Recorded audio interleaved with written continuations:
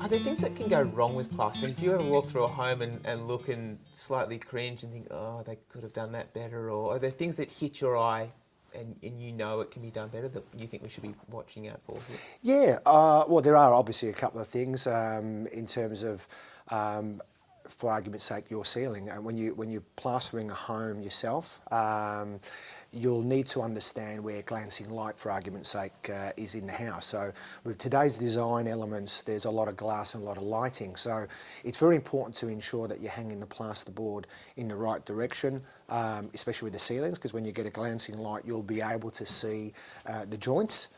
If it's not obviously hung in the correct direction. So they're sort of things that you need to keep an eye on and consider when you are hanging up plaster. Do you ever see joins, and do you ever come through an old house and see where it's been butt together a little bit sloppy or anything like that? Well, you do.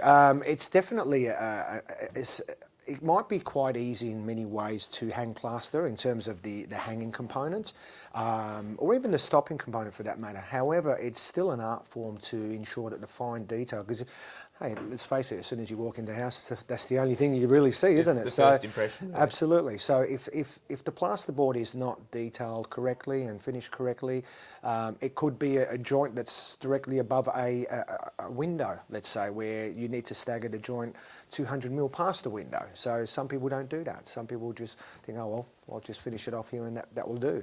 So you can't have a that will do approach with plasterboard because you can't hide from plasterboard.